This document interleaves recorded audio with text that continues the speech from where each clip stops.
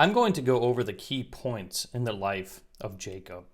It will help us in our understanding of the life of Jacob if we understand the family dynamics that he was born into.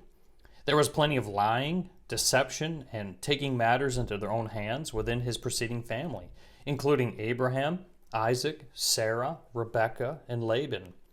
This is what Jacob is going to be familiar with as he grows up.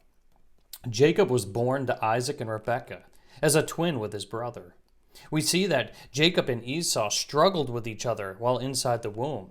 And Yahweh tells Rebekah that there are two nations inside of her. One will be stronger than the other, and the older shall serve the younger.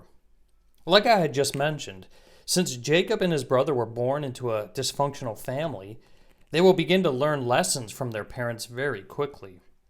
As the saying goes, the apple doesn't fall far from the tree. Favoritism was happening as Isaac loved Esau and Rebekah loved Jacob. Isaac loved the meals that Esau would make from his hunting, while Rebekah enjoyed the time with Jacob, who stayed around in camp and was more passive in his demeanor. Esau was tired one day after hunting, so he very foolishly sells his birthright to Jacob for a single bowl of red lentil stew. Jacob took advantage of his brother's situation to gain the birthright. This is the first interaction we have recorded between the two brothers, and it didn't end well. In Genesis 27, Rebekah comes up with a plan to secure Isaac's blessing for her favorite son, Jacob. She may have been doing this because of the promise she remembers from Yahweh before her children were born, or maybe she just had other motives. But Rebekah and Jacob trick Isaac into giving him the blessing. Rebekah cooks up Isaac's favorite meal. They put Esau's clothes on Jacob and put goatskin on his hands and neck, all in order to deceive Isaac into blessing Jacob instead of Esau. And it works. Jacob receives the blessing from his father. Esau hates Jacob because of this and plans on killing him once his father has passed away. Rebekah gets wind of this and wants to protect Jacob, so she tells Isaac that she cannot stand Esau's Canaanite wives and doesn't want Jacob marrying the same. They could send him over to see her brother Laban and Haran to find a wife. Isaac agrees. So not only does she protect Jacob, but again, through her scheming, is able to have Jacob sent off with Isaac's approval. Unfortunately, this will be the last time Jacob ever sees his mother. While on his way to Haran, Jacob has to stop in a place called Luz.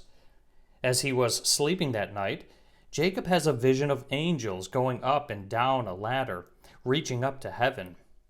Yahweh speaks to Jacob and promises him land, offspring, and blessing, just as he did to Abraham and Isaac. Interestingly, though, Yahweh also promises to keep Jacob wherever he goes, meaning to guard and protect him during his life.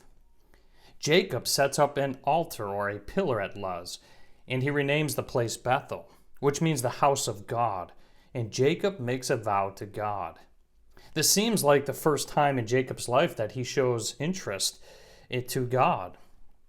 I'm not sure Jacob responds with the right heart, though, because in Jacob's vow he says, if God will be with me, well, then Yahweh will be my God. He's responding to God with stipulations that if he protects him like he said he would, well, then Jacob will choose to serve him. Jacob then finishes his journey and arrives in Haran and meets his cousin Rachel. She takes him to meet her father, his uncle Laban. Laban welcomes Jacob since he is family, and Jacob begins working for Laban in order to marry his daughter Rachel. Laban, being a relative of Isaac and having the same family trait of deception, marries his oldest daughter off to Jacob instead of the promised Rachel. It seems that Laban and Rebekah, this brother and sister, were very similar in how they got things done. They both liked to take matters into their own hands in order for things to turn out the way they wanted it to, and they had no problem using deception or whatever means to accomplish it. Jacob spent a week with his new wife Leah before he was able to marry Rachel, the one he truly loved. He then began to work for Laban another 7 years for his second daughter as well. We are going to see the continued family problems as Jacob clearly loved Rachel and not Leah. Because Jacob is showing this biased love here, Yahweh does not allow Rachel to get pregnant and allows Leah to have 4 sons. The conflict between women was on. Rachel gives her servant Bilhah to Jacob, who bears children, and then Leah gives her servant Zilpah to Jacob to have more children. And we can see how Jacob's favoritism spurred on Leah and Rachel's self-centeredness to have more children. This attests again to this dysfunctionalness of the family. There must have been much strife and conflict amongst the family with this much selfishness and competition going on. Finally, Rachel has a son, Joseph, which of course becomes Jacob's favorite son. There is the favoritism problem again. Jacob continues to work for his uncle Laban and starts using some sneaky techniques to grow his flocks larger and stronger than Laban's. He collected all the speckled and spotted sheep, which increased in greater number. And eventually it will be time for Jacob to move away from Laban due to the conflict growing between them. Then another conflict comes up when Rachel steals her father's idols. Laban comes searching for them, but she hides them from her father.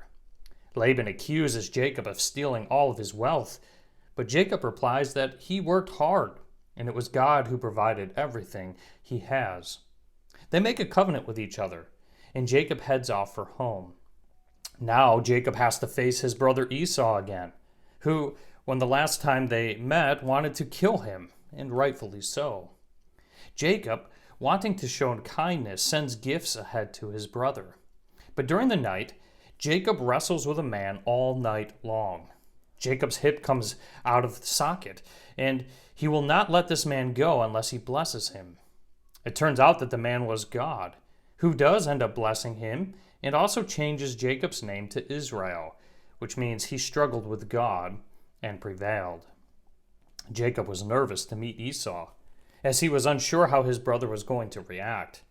The text says that Esau ran to Jacob. He embraced him, he kissed him, and he wept. Esau rejoiced that his brother had come home and had a large family of his own with him. Jacob then settled near Shechem, and as his children grew up, Rachel gave birth to her second son, Benjamin, but she dies during childbirth. Jacob's love for Rachel becomes redirected as he pours out his love towards their 2 sons together, Joseph and Benjamin. And once again, we see favoritism being shown. As we look at Jacob's life, we see deception being used from his younger days until he was old. But God changed his name to Israel because Jacob prevailed. Well, how so?